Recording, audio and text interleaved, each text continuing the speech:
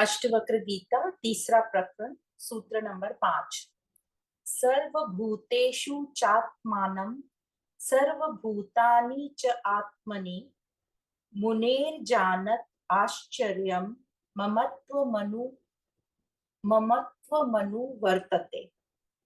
अनुवाद इस प्रकार है कि सब भूतों में स्वयं को और स्वयं में सब भूतों को देखने वाले मुनि। मुनि कौन? जो जीव और जगत को एक दूसरे का प्रतिबिंब मानते हैं।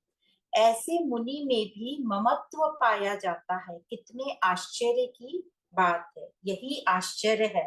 सब भूतों में आत्मा को और आत्मा में सब भूतों को जानकर भी मुनि को ममता होती है। यही आश्चर्य है। तो यहाँ जो आत्मा लिखा है इसका मतलब अहम है। स्वयं मतलब अहम। सब भूतों में स्वयं को मतलब अहम को, मैं को देखकर, और स्वयं में अहम में सब भूतों को मतलब प्रकृति को देखकर।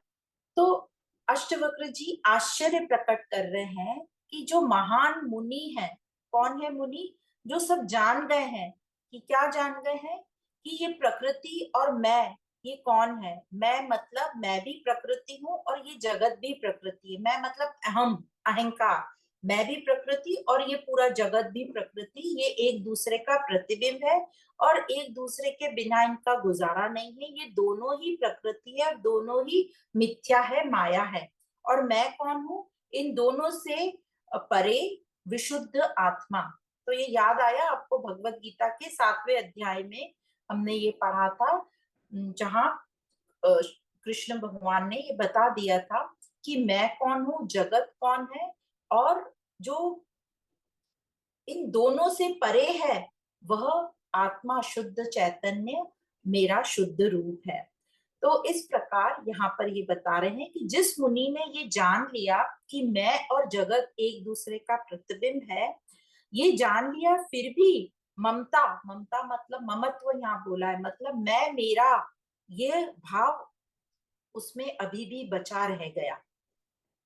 मतलब यह कि यह जान लेना काफी नहीं है कि ये जीव और जगत एक दूसरे के प्रतिबिंब हैं।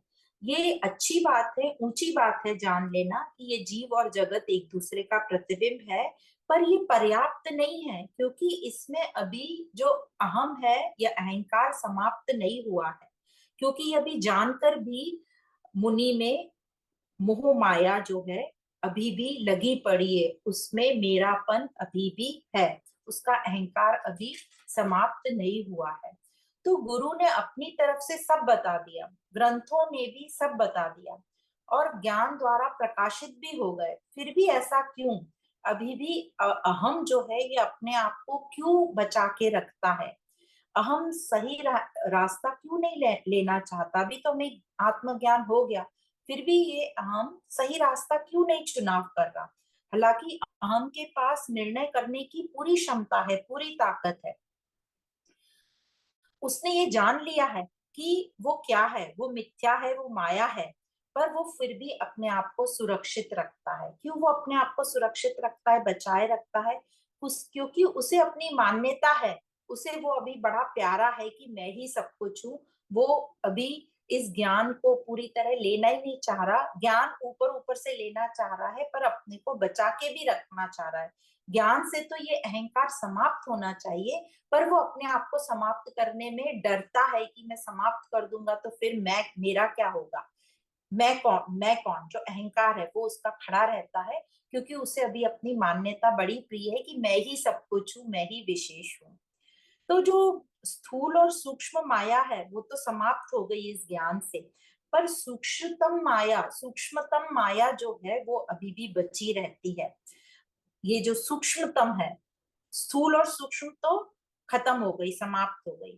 तो जो ये सूक्ष्मतम जो माया बची है, जो एकदम बारीक बारीक बची हुई है, इस माया को ये व्यक्ति जो है चाह कर भी, जान कर भी हटाने की कोशिश भी कर रहा है, पर वो हटा ही नहीं पाता। वो यहाँ पर अटका हुआ है, वो यहाँ आकर फंस जाता है। क्योंकि अहम को अपना जो मिथ्या तत्व है, अपनी मान्यता है, बड़ी प्यारी है। तो इसी को अष्टवक्र जी कहते हैं कि कुछ ममत्व बचा रह गया, मेरापन बचा रह गया। तो इसको हम इस एग्जाम्पल से समझ सकते हैं। जैसे हम अपने घर की सफाई करते हैं, तो हम बड़ी बड़ी चीजों की जो बाहर दिखती है, सबसे पहले हमारा ड्राइंग हॉल है, हमारा बेडरूम, किचन, इन सब की हम सफाई कर लेते हैं। पर जो पीछे बची रह जाती है, पीछे हमारा स्टोर रूम है, जो हमारा तहखाना है, बेसमेंट है, वो बचा रह जाता है, उसकी सफाई हम आखिरी में करते हैं या बहुत सूक्ष्मता से नहीं करते।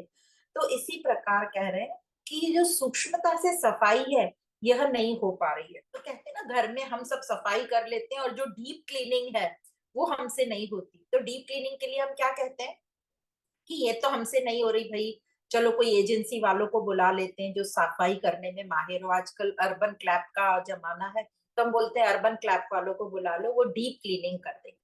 तो यहाँ पे अष्टवक्र जी यही कह रहे हैं कि जो मुनि है, जिनको आत्मज्ञान हो गया, जिनका स्थूल और सूक्ष्म माया जो है समाप्त हो गई, पर जो सूक्ष्मतम माया है वो समाप्त नहीं हुई, तो उसके लिए वो क्या करेगा? तो उसके लिए वो अपना और प्रयास करेगा, प्रयास करता रहेगा। पर जरूरी नहीं है प्रयास करने से उसकी वो माया समाप्त हो जाए। तो फिर क्या कर सकते हैं? तो फिर कहते हैं कि वो तो प्रार्थना ही कर सकता है कि मैं अपनी पूरी कोशिश कर रहा हूँ, मुझसे अब नहीं हो पा रहा, या मुझसे गलत ही हो रहा है, या मैं अपने कर्तापन को अब समर्पित करता हूँ, और यही बस मेरी प्रार्थना है। और इसके बाद वो सिर्फ प्रयास ही करता रहेगा और प्रार्थना करता रहेगा और मौन ही हो जाएगा कि अब तू ही देख ले। मतलब अपने उच्चतम स्वरूप से वो प्रार्थना कर रहा है कि अब मुझसे नहीं बन रहा। तो ये क्यों नहीं होता? तो अष्टवक्र जी बता रहे हैं, क्योंकि यह जो सूक्ष्मतम माया है, ये अपनी इतने बरसों पुरानी वृत्ति है, वो बड़ी पक्की होती है, वो इतनी इजीली निकलती नहीं है। ज्ञान के बाद भी वो बची रह सकती है। तो इसलिए ज्ञान जो है, निरंतर नित्य अभ्यास करते रहना चाहिए, और नित्य निरंतर हमारा आत्मविचार और अवलोकन जारी रहना चाहिए, ताकि, और प्रयास करते रहना चाहिए, प्रार्थना करते रहना चाहिए कि ये जो मेरी बिल्कुल पक्की जो माया अंदर बैठी है, कहीं कोने में कुछ पड़ी है जिससे मेरा ममत्व भाव, मेरापन नहीं जा रहा है, पता नहीं कहाँ पर ये आशा दबी हुई है, इसको अब तू ही देख ले, मैं अपनी पूरी कोशिश कर चुका हूँ। तो इस प्रकार इस 5वें नंबर के सूत्र में अष्टवक्र जी ने यह हमको बताया। तो अपना अवलोकन क्या करना है कि कहाँ पर ये कौन सी आशा दबी हुई है, इसको देखना है, और उस उच्च स्वरूप के सामने नमित हो जाना है, विनम्र हो जाना है कि अब मैं और क्या कर सकता हूँ, ये आप ही बताइए। यही प्रार्थना है।